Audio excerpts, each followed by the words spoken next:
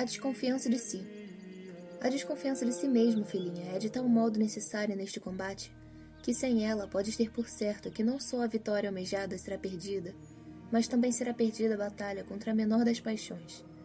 Portanto, deves gravar profundamente no coração esta verdade. Somos naturalmente inclinados a uma falsa estima de nós mesmos. Embora não sejamos mais do que nada, nos convencemos de que valemos algo, e sem qualquer fundamento presumimos em vão das nossas forças, ou superestimamos as nossas forças.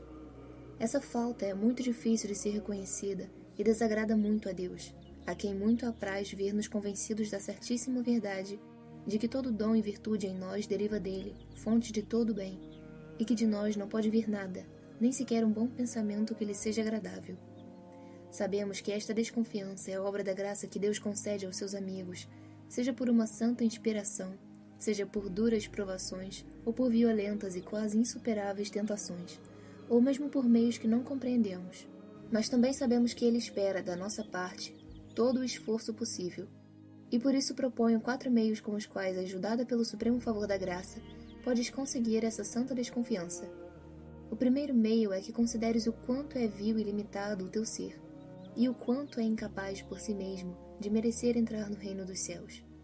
O segundo é que com fervor e humildade peças ao Senhor essa virtude, que é puro dom dele, e para obtê-la deves primeiro persuadir-te não somente de que não a possuis, como também de que não a poderias de forma alguma conquistar por ti mesma.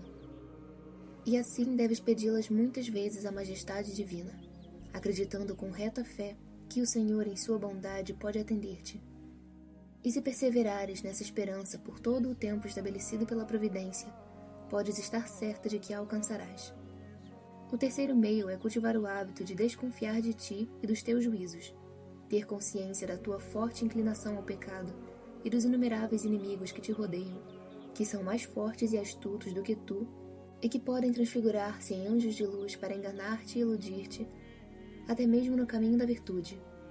O quarto meio é aproveitar as próprias quedas no pecado, para aprofundar a consciência da tua fraqueza.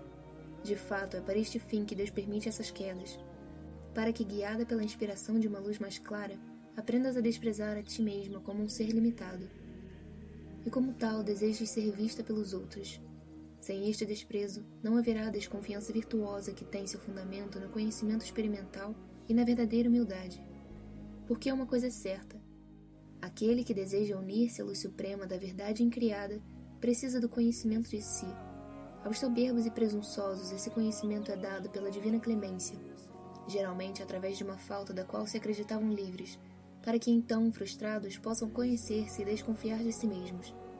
Normalmente, porém, o Senhor só se serve desse meio tão miserável quando outros mais benignos não trouxerem o benefício pretendido por sua divina bondade.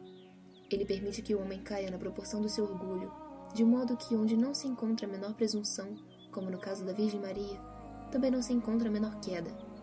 Então, quando caíres, volta teus pensamentos imediatamente para o humilde conhecimento de ti mesma e para a oração constante.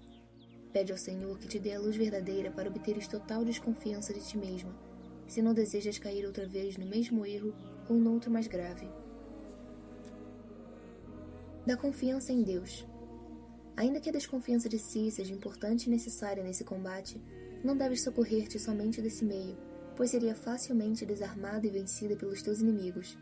Por isso é também necessária a total desconfiança em Deus, que é o autor de todo o bem, e de quem se deve unicamente esperar a vitória. Porque assim como de nós que nada somos não se pode esperar senão quedas, pelo que devemos sempre desconfiar de nossas forças, em contrapartida devemos sempre confiar no socorro e assistência divina para obter grandes vitórias sobre nossos inimigos. E assim o faremos se estivermos perfeitamente convencidos da nossa fraqueza e com o coração cheio de uma viva e generosa confiança na infinita bondade. Também essa excelente virtude pode ser obtida de 4 modos. O primeiro é pedi-la com humildade ao Senhor. O segundo, considerar e ver com os olhos da fé a onipotência e sabedoria infinitas daquele ser soberano a quem nada é impossível ou difícil, e que por pura bondade e por seu infinito amor por nós, mostra-se pronto e disposto a conceder-nos a cada momento o que é preciso para a vida espiritual e para a inteira vitória sobre nós mesmos, se nos refugiamos em seus braços com filial confiança. Este doce e gentil pastor que por 33 anos correu atrás da ovelha perdida e sem rumo, chamando-a até perder a voz e ferindo-se nos espinhos até derramar todo o seu sangue, para trazê-la de volta dos despenhadeiros e veredas perigosas para um caminho santo e seguro, da perdição à saúde, da ferida ao remédio, da morte à vida. Como poderia ficar indiferente à ovelha que o segue na obediência aos seus santos preceitos, ou que ao menos tem o desejo sincero, ainda que imperfeito e fraco, de o fazer? Como poderia não voltar para ela os seus olhos de vida e misericórdia, ou ao ouvir os seus gemidos não a colocar amorosamente sobre os seus ombros, alegrando-se com os anjos do céu pela volta do seu rebanho e pela troca do pasto venenoso e mortal do mundo pelo manjar suave e farto da virtude? Ele que com tanto ardor e diligência buscou a dracma perdida do Evangelho, que é a figura do pecador, como poderia abandonar a quem, triste e aflito por não ver o seu pastor, o busca e o chama? Quem poderia acreditar que Deus, que continuamente bate à porta do nosso coração com o desejo de nele entrar para cear conosco e comunicar-nos abundantemente os seus dons, no momento em que lhe abrimos a porta e o convidamos, possa recusar-se a entrar? O terceiro meio para adquirir essa santa confiança é recordar as verdades e oráculos infalíveis da Sagrada Escritura, que asseguram que os que esperam e confiam em Deus não serão jamais confundidos.